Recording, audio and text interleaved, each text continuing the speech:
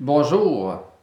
Alors aujourd'hui, depuis l'évêché du diocèse d'Amos, je m'adresse à vous tous et toutes les diocésains et diocésaines de notre beau grand diocèse d'Amos en Abitibi.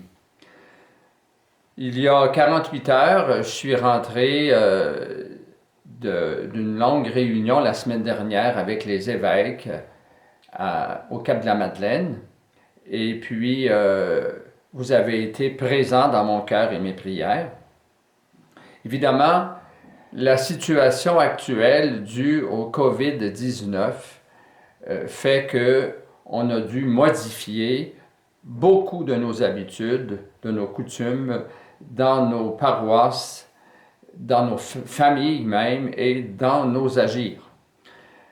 Alors tout d'abord, je veux exprimer notre très grande solidarité comme Église avec nos dirigeants des deux paliers de gouvernement, que ce soit fédéral et provincial. Oui, notre très grande solidarité avec eux, avec les mesures qui ont été prises par la santé publique.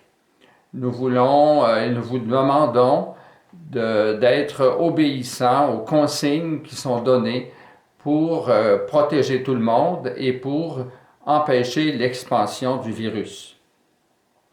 Évidemment, ces mesures-là ont comme conséquence de faire en sorte que des personnes qui étaient un peu déjà isolées, plus âgées, se sentent encore plus isolées. Alors j'exprime toute ma compassion, mon empathie envers ces personnes-là. Et j'invite les gens des familles, des amis à poser des gestes d'amour, de charité par le téléphone et en utilisant tous les moyens de communication modernes avec lesquels nos personnes plus âgées, selon leur facilité à les utiliser ou pas. Mais s'ils ne savent pas servir de FaceTime ou s'ils ne sont pas sur Facebook ou je ne sais pas quoi, ben le téléphone, ça reste toujours un moyen très efficace. Je veux aussi exprimer notre très grande solidarité avec les travailleuses et travailleurs qui assurent les services publics et spécialement tous ceux qui sont dans le domaine de la santé. Ceux qui sont préposés aux malades, les infirmières, infirmiers, les médecins, les gens qui font assurent la propreté dans ces lieux-là, enfin, tous ceux qui sont au service public, c'est spécialement de la santé. Merci de tout cœur, vous avez notre soutien, notre encouragement. Évidemment, on a dû, à cause des mesures aussi, supprimer les messes dominicales d'abord et ensuite est venue une autre consigne, les messes aussi sur semaine et tout autre rassemblement liturgique. Alors, je sais que ça cause de la souffrance envers les personnes qui ont l'habitude de fréquenter régulièrement nos églises. Je vous comprends. Mais je vous invite à offrir cette souffrance-là pour ceux qui travaillent, à l'offrir pour que on puisse arriver à contenir ce virus, éviter la propagation. Et je vous dis qu'on peut prier à la maison, on peut évidemment aussi prier en famille. Je propose une fois de plus qu'en famille, on dise au moins un Notre Père par jour. Ça peut être avant un repas ou à une autre occasion où on est ensemble, prendre le temps de dire on s'arrête, il y a quelqu'un qui nous aime, qui est le premier à nous aimer, qui s'occupe de nous, qui nous donne des forces, du soutien, et on prie un Notre Père, puis on l'ouvre notre intention de prière à tous ceux qui sont dans le besoin. Ensuite de ça, on peut aussi, si on passe devant une église, même s'il n'y a pas de service religieux, on peut s'arrêter, faire un acte de foi. Seigneur Jésus, je crois que tu es présent dans le très saint sacrement. Je désirerais te recevoir.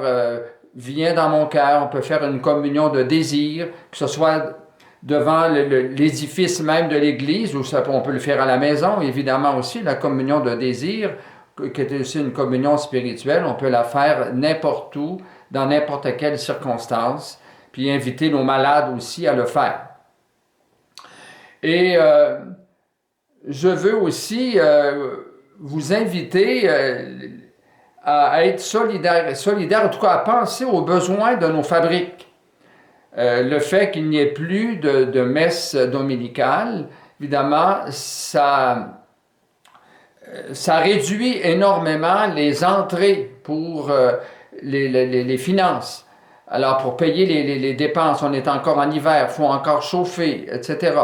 Alors, je vous invite à continuer d'avoir à cœur de soutenir vos fabriques. Et donc, si vous avez le système d'enveloppe, bien, il y a moyen de faire votre offrande, la déposer, la laisser à l'entrée au presbytère, dans la porte où il y a une ouverture, ou d'une autre façon, mais de grâce, continuez d'appuyer vos fabriques. Et aux responsables des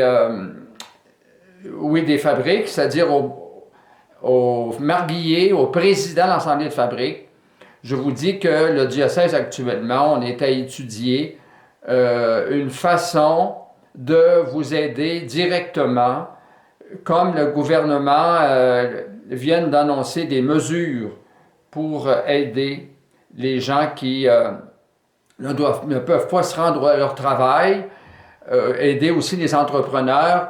Bien, nous allons faire quelque chose de concret pour vous soutenir, pour vous venir en aide, et ça vous sera communiqué d'ici peu. Alors, il y aura peut-être beaucoup de choses à dire, mais il me semble là, que j'ai dit l'essentiel. Et il y aura d'autres communiqués. Pour le moment, il s'avère que, comme le gouvernement, nos dirigeants vont donner des nouvelles consignes à la fin du mois de mars, pour le mois d'avril, nous allons voir quelles seront-elles, mais il y a de fortes chances qu'il n'y ait pas de messe chrismale à la cathédrale, et probablement pas même d'office de la Semaine Sainte, mais on vous le confirmera de façon plus officielle d'ici une dizaine de jours maximum. Et je termine en faisant la prière qui est la plus ancienne, dit-on, prière adressée à la Vierge Marie qui remonte du 3e au 4e siècle. Alors elle se prie comme ceci. Sous l'abri de ta miséricorde, nous nous réfugions, Sainte Mère de Dieu. Ne méprise pas nos prières quand nous sommes dans l'épreuve, mais de tous les dangers, délivre-nous toujours. Vierge glorieuse, Vierge bienheureuse. Amen. Au revoir.